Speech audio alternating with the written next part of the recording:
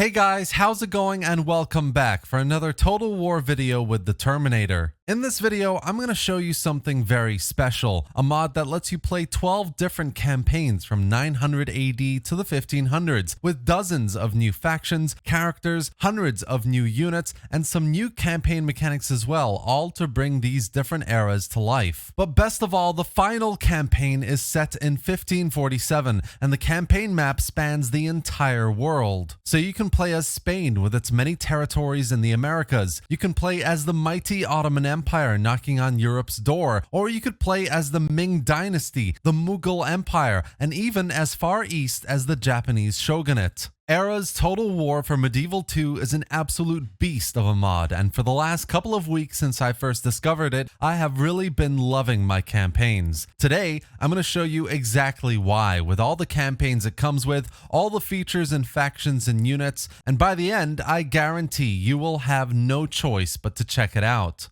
So let's get started. First developed back in 2009 and with a final version released in 2018, ERAS Total War is mainly a mod that gives you the option of playing 12 different campaigns. The first 6 are just different years, each with their own unique sets of factions, starting positions, etc. from 900 AD to 1500 AD, while the other 6 campaigns are more specific and have much larger campaign maps. 1220 is focused on the Crusades, 1331 is more Renaissance, and 1453 is the New Age, and these campaigns include Europe, the Middle East, Africa, and India, while 1230 AD is about the Mongol invasion, and 1326 is about the 4 Khaganates, and these include Europe, Africa, and all of Asia. But the big campaign is 1547, which spans the entire world, from Spanish America to the Japanese Shogunate and everything in between. While many of the factions are similar in each era, their units are not. So you could play as England in 970 AD and have longbowmen, sword infantry, and knights. Or you could play as England in 1547 with pikemen, musketeers, and caravel navy units. The point is, you can play across a wide variety of factions just like this, with loads of unique units and great starting positions across the whole world.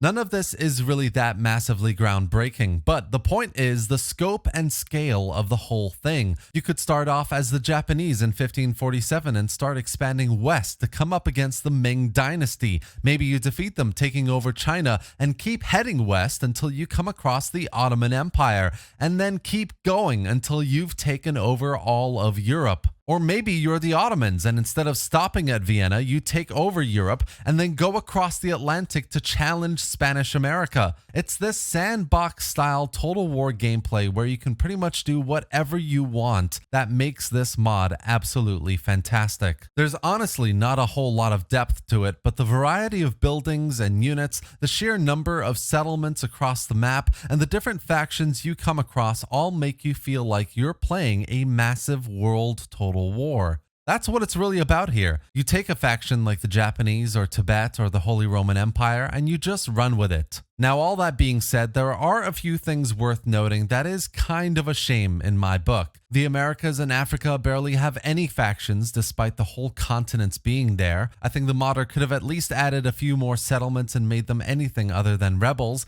Even if it was like 3 or 4 factions, that would have made it definitely a lot better. The mod is also not very historically accurate. Some faction names are a bit off, or their starting positions is very generalized for an area that actually included lots of different factions or cultures. Some units are a bit off as well, not just from a naming point of view, but also visually and how cheap or expensive they are compared to their counterparts in other factions. I won't even touch faction descriptions, which in some places are very, very bad. Basically, I wouldn't come into this mod hoping for a historically accurate game. Finally, ERAS Total War suffers from bug and crash issues in a bad way, whether it's the custom battles that don't work, or the ancillaries and trait systems that at times just doesn't work, or the units that have some missing textures, or the random crashes on the campaign map when ending turns. There are issues here that will never get resolved, which does kind of suck. None of it is so debilitating that you can't really play the mod, but it's just worth keeping in mind there's not a lot of polish here.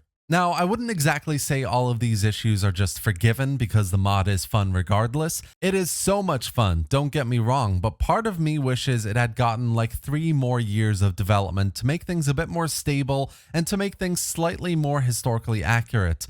If you don't mind any of these issues and would rather just focus on the conquering aspect of it, the immense possibility that comes with taking Russia and conquering Australia, or taking the Ottomans and finally conquering Europe, then by all means, but I wanted to give you the full picture here. The only other mod that really comes to mind that is like ERAS Total War is Falcom 3, which, while definitely more polished, lacks a lot of campaign opportunities you get here in ERAS. Both mods essentially achieve the same thing, but with a sheer number of available campaigns, with all these different start positions and all these different factions, I just find I'm enjoying the gameplay a lot more here. Overall, I think you'll agree that ERAS Total War is a very unique mod with immense potential for great Total War gameplay. I've always wanted to play an Earth-spanning Total War campaign, and I can do that here. That's the main reason why I've been playing this mod. Yes, there are lots of issues. Yes, it hasn't been updated in a long time, and if you want to get into it, you will have to forgive not only this, but the crazy historical inaccuracies as well. At the end of the day, by playing the mod, you're signing yourself up to something completely weird and special that only a handful of mods have ever achieved. Just enjoy it for what it is. As ERAS Total War is a mod for Medieval 2, it's got a bit of an installation process, which I'll lay out for you here as well.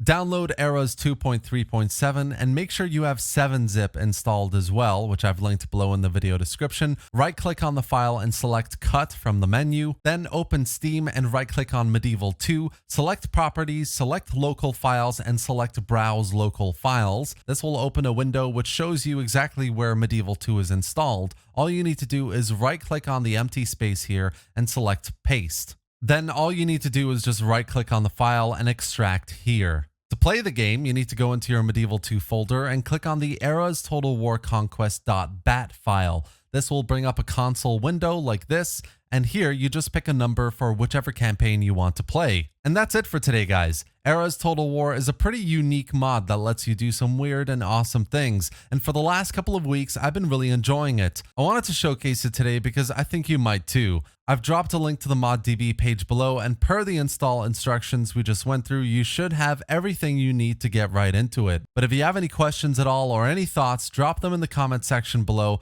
I'm happy to answer anything you might have as much as I can. Hope you enjoyed this video, guys, and found it informative. Subscribe for more Total War content, gameplay, and news, and consider supporting the channel by becoming a member, signing up on Patreon, or buying me a coffee. Any and all support is greatly appreciated. Thanks for watching, guys, and I'll see you next time.